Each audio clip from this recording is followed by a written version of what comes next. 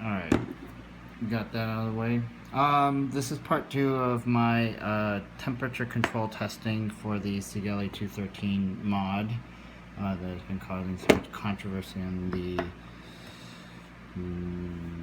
internet, which of course, as we all know, is more real than the real world. But anyways, as suggested by DJLsb Vapes, I'm going to run the cotton test series again with simple 24 gauge spaced coils, not anything complicated, with the exception of this one. This is 28 gauge nickel Ni200 because I don't have that in 24. So got a titanium coil, a Ni200 coil mounted up already. That is a stainless 316 coil, and just for kicks, this is a platinum coil. See that right there. This is the 95% platinum ruthenium coil that I usually vape with, and this works very well under if you run it in a stainless 304 mode, because the TCRs are almost identical. Alright, so here is the mod, and as suggested also by DJLsb Vapes, what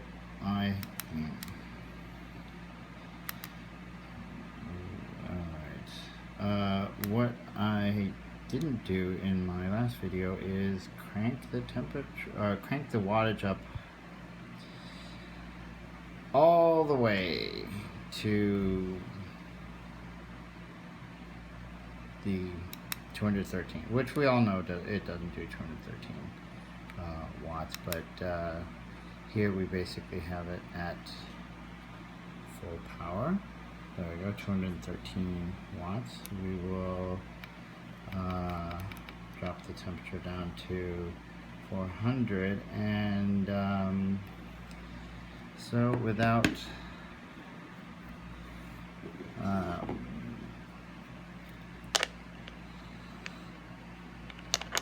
dilly-dallying around further, let's get going. Alright, first let's see what this Geek Vape says, and this says that the coil is 0.48 ohms. Alright, and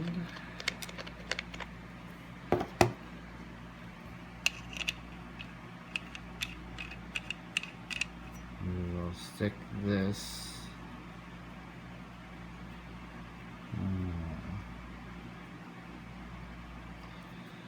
back on.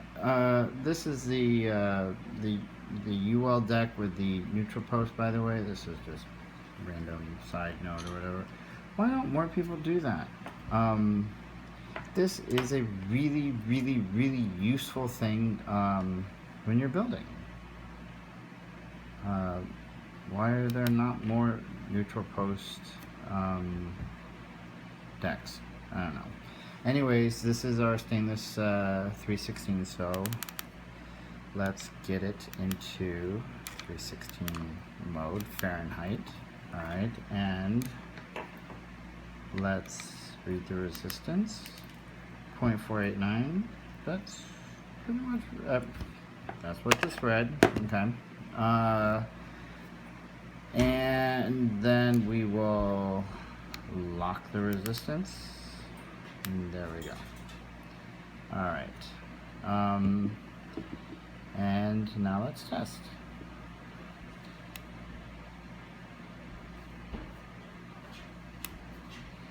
And vape again.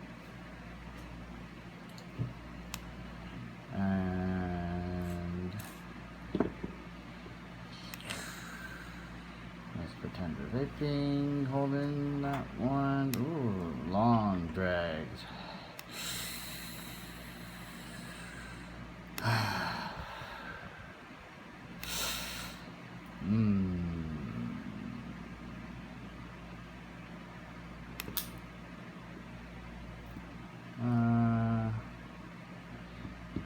And at this point we're getting some smoking.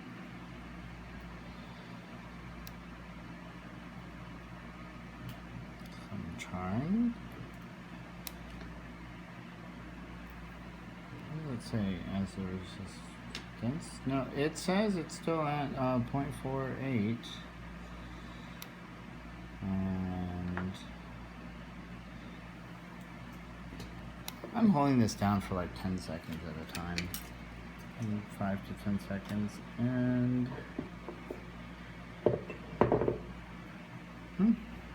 alright, well, that charred right through. So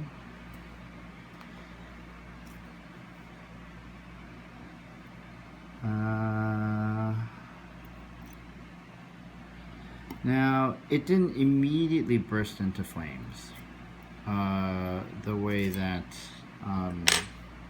when we ran it under power in the previous video.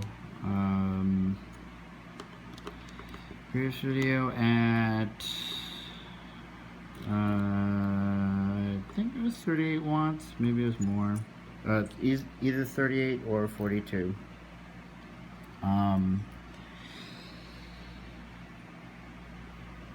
It really didn't take long for it to burst into flames. Now this one did char the cotton, so there is some lack of precision in terms of temperature control.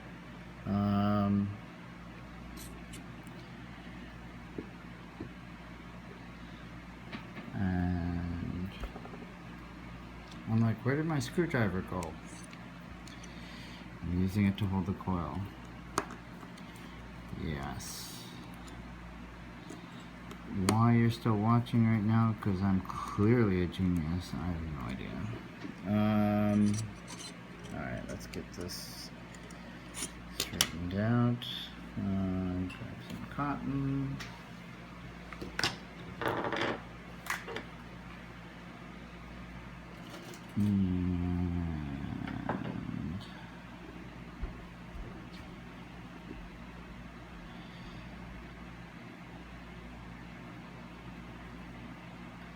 Try and fluff that out a bit. Alright, now let's try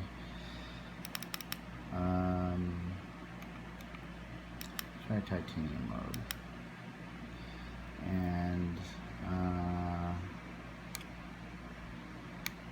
well, first let's unlock the resistance. Let's read the resistance. This one is clocking in at 0.33. Alright. And we are now locked in. Visible. Focus. Okay, 0.33 ohms, presumably locked at full power, whatever the full power is, which is 155.5 watts. And we're now going to test the temp control of titanium. We've got these little samples of this is indeed titanium. I torched it. You can see the coloration. Which one was the stainless? That right there. So what happens when you overheat stainless? Whatever this coating is not toxic, so that's why we can run stainless in both power and temp control mode.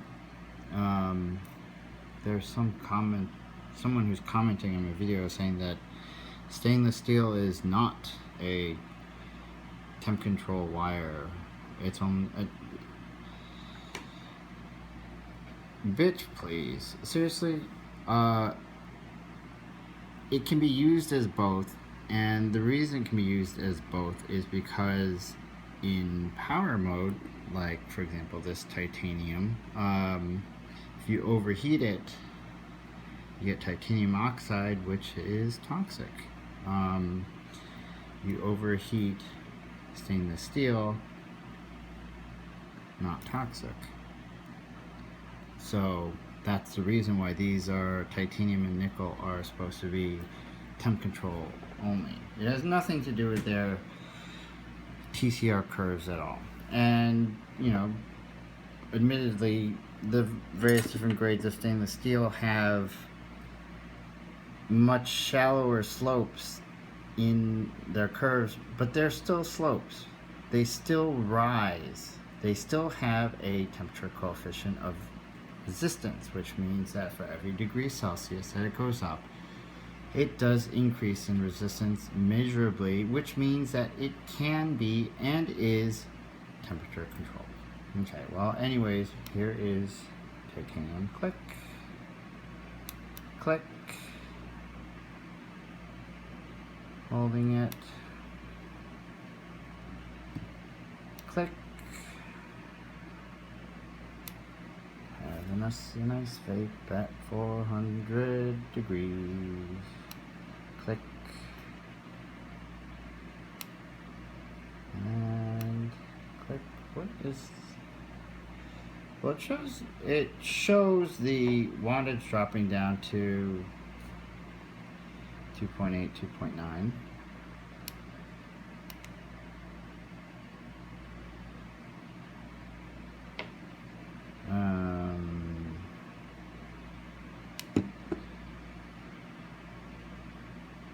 Yeah.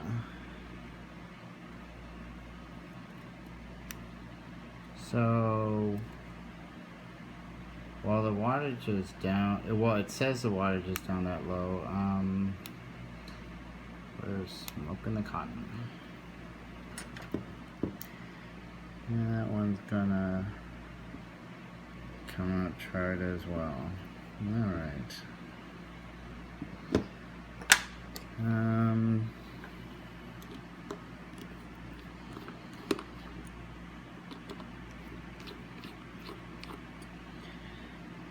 Well, I'm running it at 400 because the test video, or the tests that I saw, were being run at 400 degrees.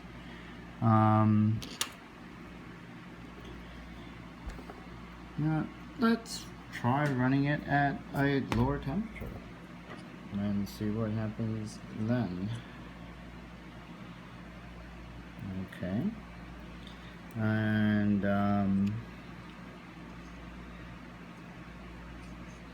that idea just occurs to me because I, like most people, I mean, nickel is very much sort of out of fashion, I guess. It wasn't in fashion for very long. But when I did do nickel builds, I always set them to at a very, very low temperature. And you know,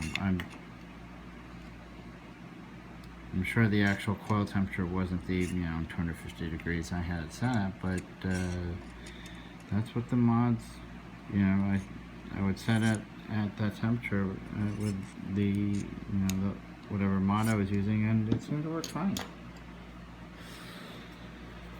So if we're going to be super anal retentive, then yes, we want the coil temperature to be exactly what it says on the screen. So if it says 400 degrees Fahrenheit, we want the coil temperature to be 400 degrees Fahrenheit. But in practical, real world usage, as long as we can find a comfortable temperature, then it doesn't really matter as long as it's consistent. Okay, let's get that to focus, which it's refusing to do. Alright, fine, be that way. That's nickel. And I ran this through a butane torch, trying to show you what, well, there's a shiny part. And yeah, when nickel gets like this, you've cooked it, and you just inhaled a lot of nasty, hazardous stuff. Alright, so let's set this up. Go into nickel mode, Fahrenheit. Let's unlock the resistance. Let's read the resistance. Wow, 0.096.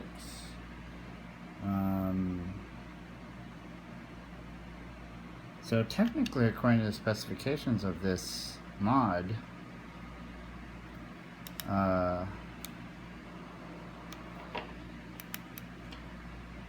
shouldn't even fire.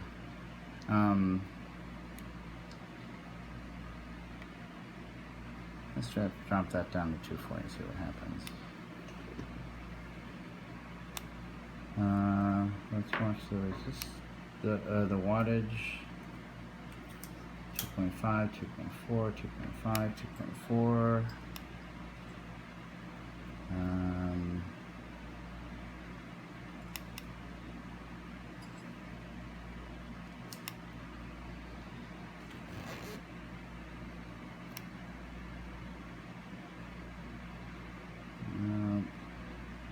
And down here we can see what the reported wattage is, but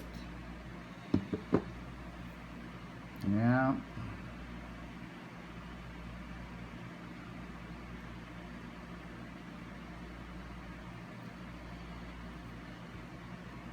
I don't think I have to explain that one.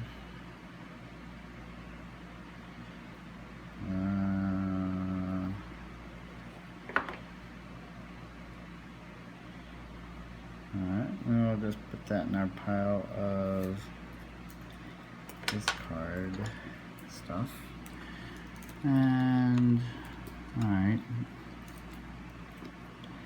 that really didn't work out.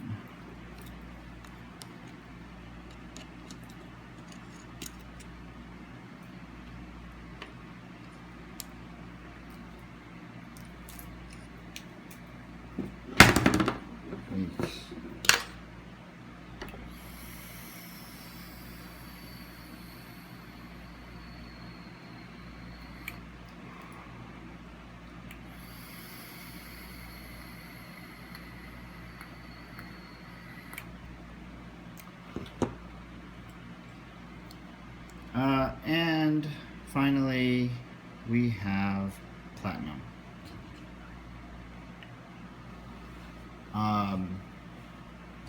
And unlike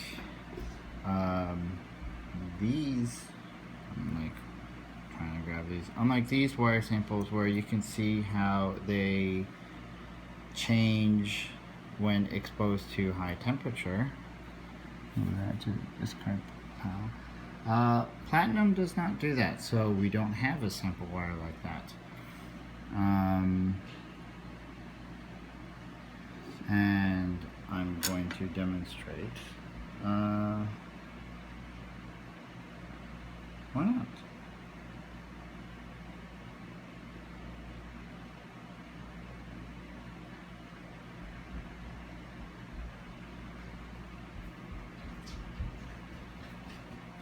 And so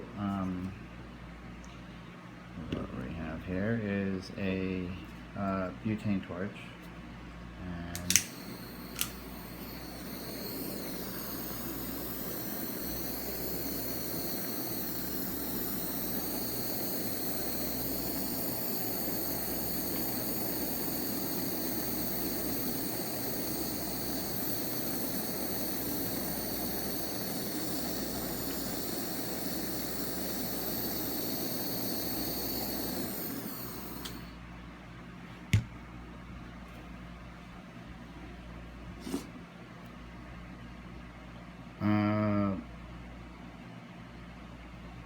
and you can see there the wire hasn't changed at all.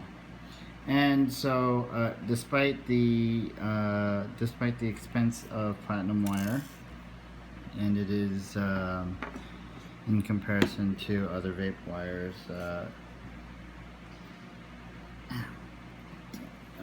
prohibitively expensive. Well, not prohibitively expensive.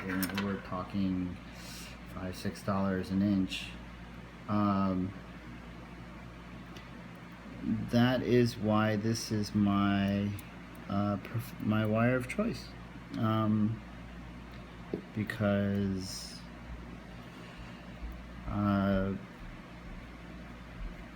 it doesn't form anything on it, and when it's heated, and consequently these wires never go bad. Like they never go bad. This wire, which I coiled for this test, has been coiled and uncoiled numerous times for several different builds over the past few months. Alright, so this I run in stainless 304 mode. Okay, and let's do the resistance. We have to unlock the other one. Okay. Read and see what this comes in. 0.241. Okay, and then lock that. All right. And we'll do a dry wet test on this.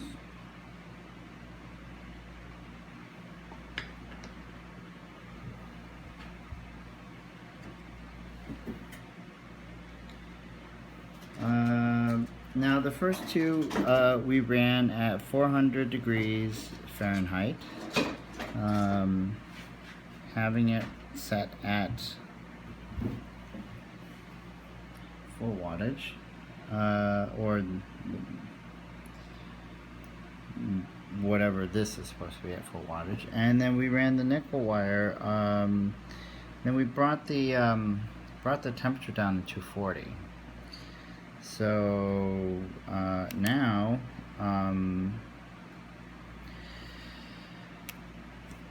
to do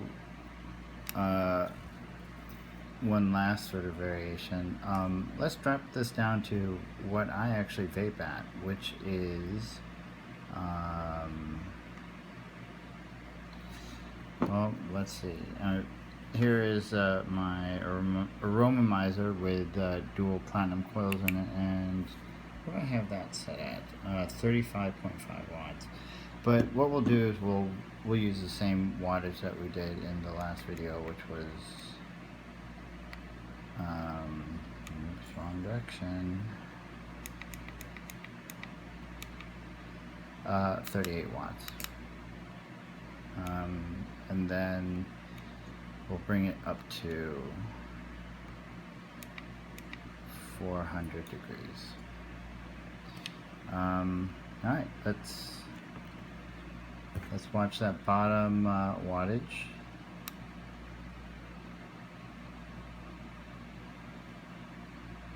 Does the same thing. It just goes straight down to the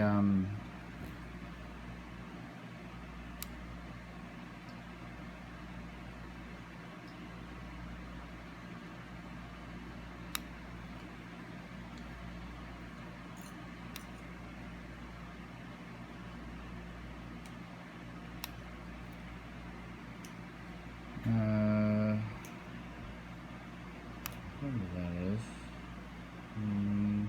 Not straight down to it, but 2.03, 2.03, and yeah, this one charged through as well. Alright, so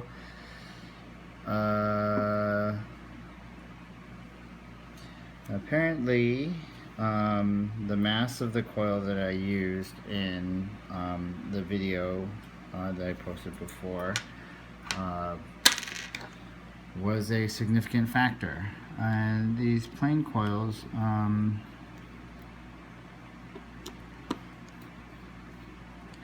plain 24 gauge wire, we in temp control,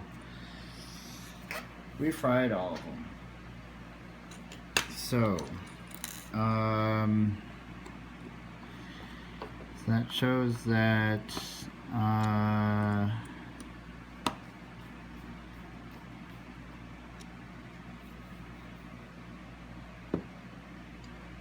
shows that on a, you know, with the most stringent testing, that temperature control is not working on this very elegant and beautiful mod. That being said, do I regret purchasing not one but two of these? No, because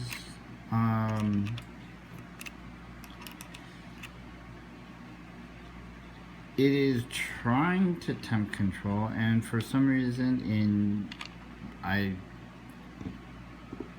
best explanation I can have is that in the real world application with juice and the coils that I am using, show out the detritus and waste of our test.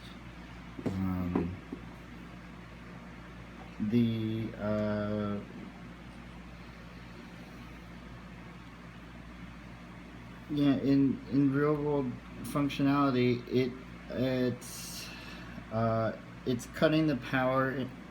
It's cutting the power enough to where I am getting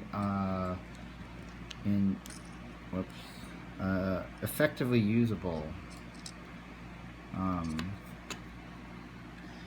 temperature control. All right. The stainless, the titanium, the nickel wire, yeah, that's gonna go in the trash. This platinum wire, however, is definitely not going into the trash, because this is very easily manipulated, and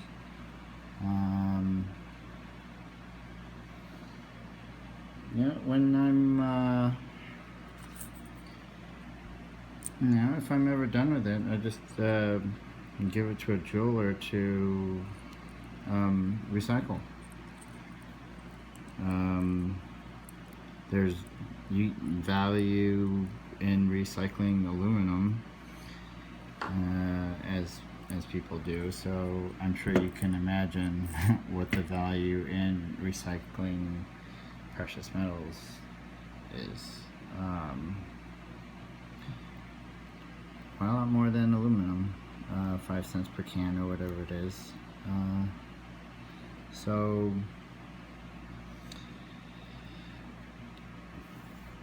platinum wire is not a bad investment. I've got a ton of, well, not a ton, but I have multiple sets of these wires that they're either in a build or they're waiting to be in a build, and if I take them off a build, I clean them up, coil them up, and they sit there waiting. And at the end of the day, all of this wire, we'll take it to or send it to a particular jeweler, and I won't get all of my money back, but I'll get a significant fraction of it back. So the economics of using platinum wire are not as bad as one might think. Plus all the bits that break off, or coils that I experimented with and melted. Yeah, you can melt these. even with the extremely high melting point of over 3,000 degrees that platinum's at, I have discovered, yeah, run it on a series mod for longer than 2-3 seconds. You'll cook it. I did. That was an expensive misadventure. So anyways, that's what I've got.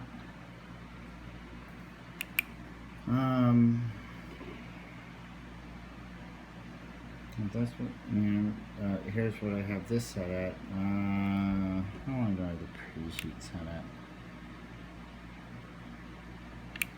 0.7 seconds, 35 watts. These are newly cleaned platinum coils. I never need to use new wire, I just need to clean them, and they're exactly the same as new with new wicks. I did that, it's evening now, I did that this morning.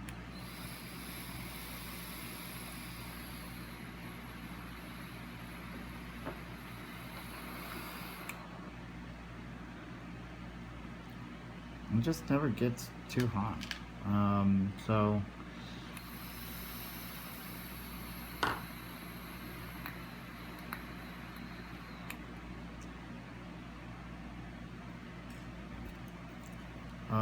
So in terms of function, again, I say that I'm extremely satisfied with how these perform, with the devices that I use on these.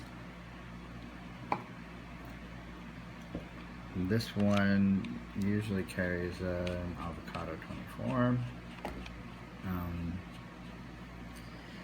and as far as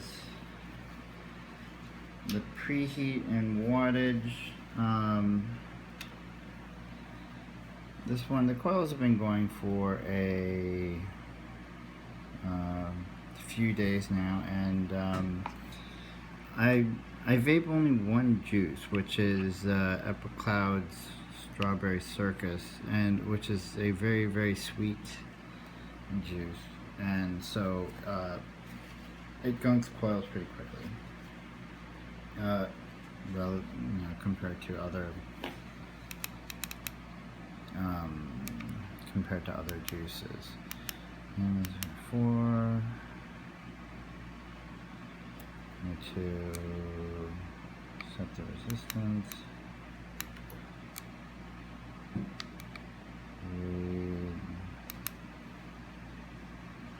That's coming in lower than it did. Mark the resistance. Yeah. So,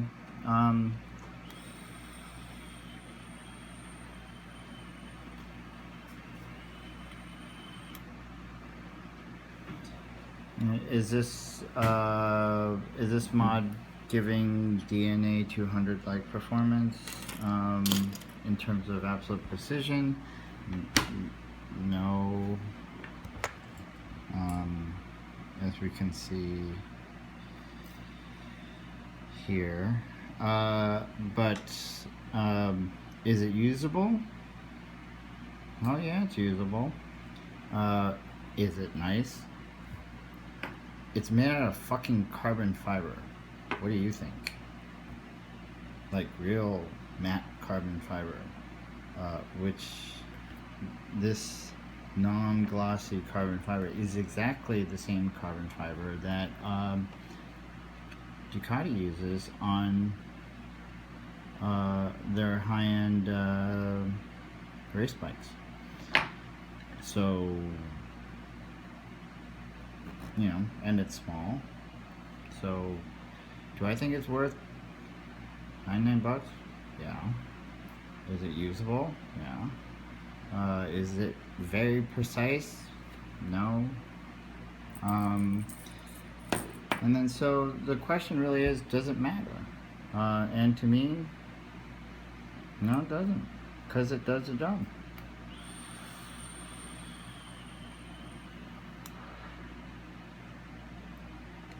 Actually needs a bit more power through this.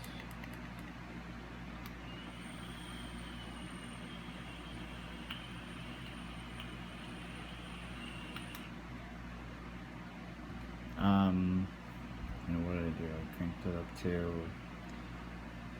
5. I'm going to want to put the wattage at 40 for this. The coils in this device, I mean, it's the same 24 gauge platinum wire. Every device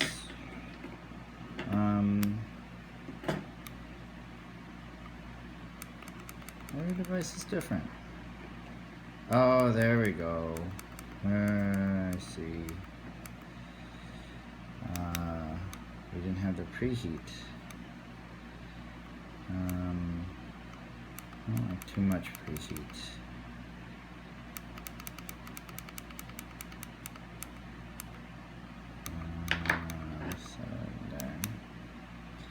I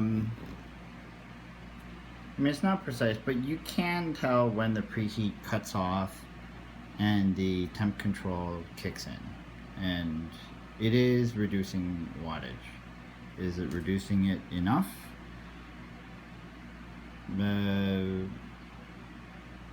Not from a scientific perspective, but from an actual vaping perspective, oh, it is.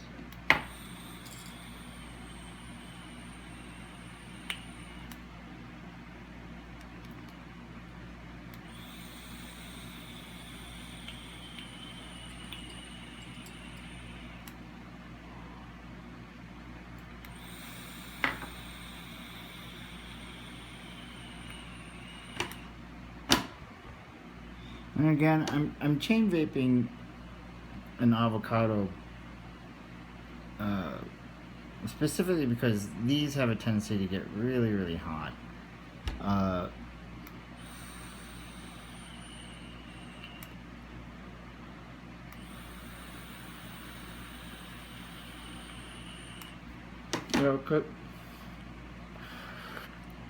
Excuse me.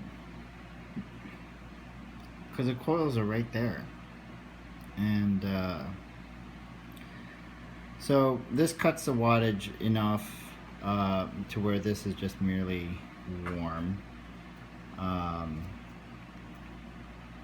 sitting here grabbing it, and after vaping on it, which if I were running this in a straight power mode on any mod, you wouldn't be able to do because it would just be too hot.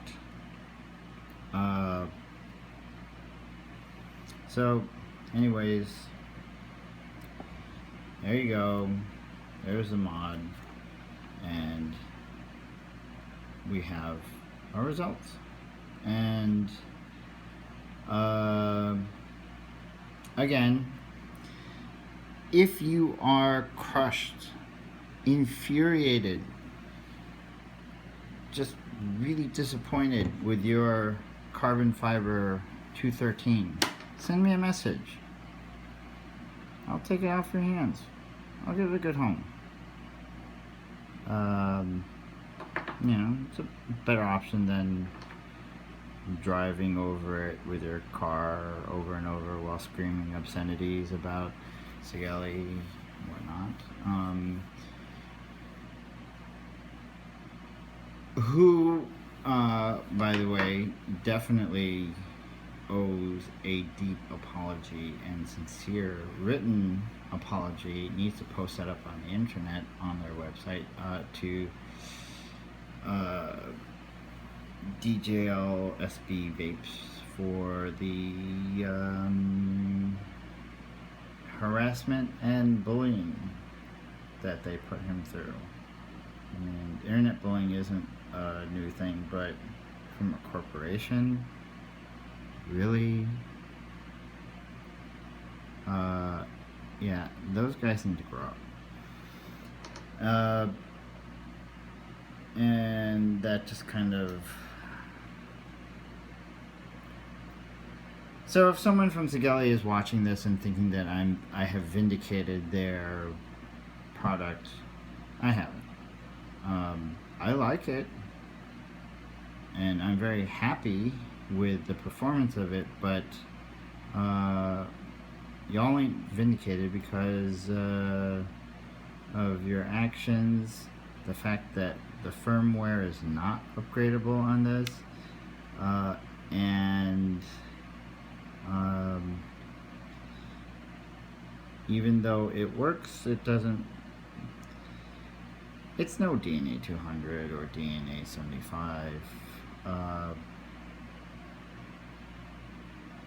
So, you know, you can't take my video and say, oh, well, this guy says this.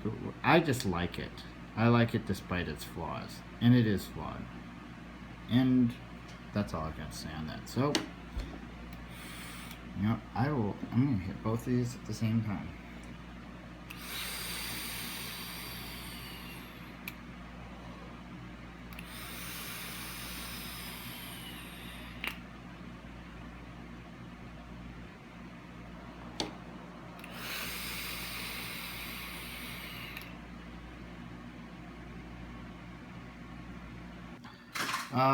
Okay,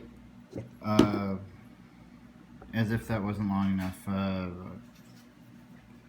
as I was cleaning up, I wondered, well, what if I take the same deck and the same stainless steel coil, okay, and put it on DNA 200. That's set at 200 watts. Let me hold that down and show that it is in a, the profile is a stainless 316 mode.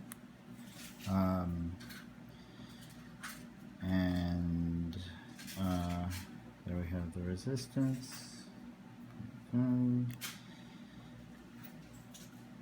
400 watts, and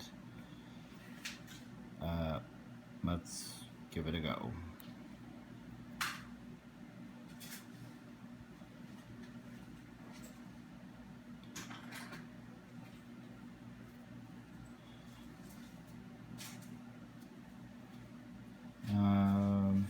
So apparently, instead of dropping down to 2 watts, it'll drop all the way down to 0.1 watt. And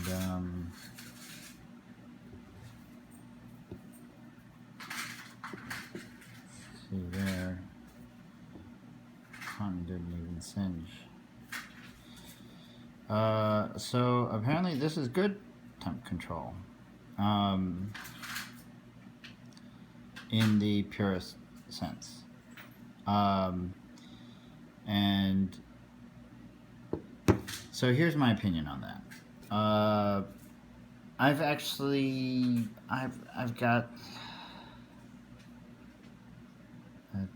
got 7 DNA 200 mods, and I've kind of stopped using them because what happens when you're vaping, watch that, when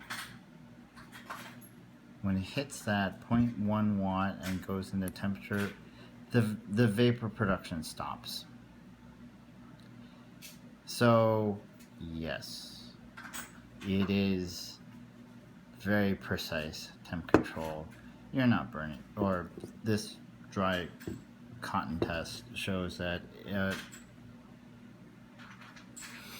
it's accurate, but it is very unsatisfying to vape because you're sitting there, you're hitting it, and then you're inhaling and the vapor stopped, and you look down at the screen and then it's flashing, you know, temperature control, and it might come back and give you a little burst of it and not, you know, so I think that's why I enjoy this so much, because of that imprecision. It never cuts off the flow of vapor. It might be getting slightly progressively hotter than the temperature that it's set at, but not enough to where I would notice, not enough to where the tank or the perceived temperature of the vapor is changing and the flow of vapor is constant. Whereas when I take this same tank and I vape it on DNA 200, when it hits that hard limit of temperature control, it chokes off. It stops. It stops producing vapor, and that's not that satisfying. So yeah. So anyways, this is true. I'm holding the button down. True temperature control.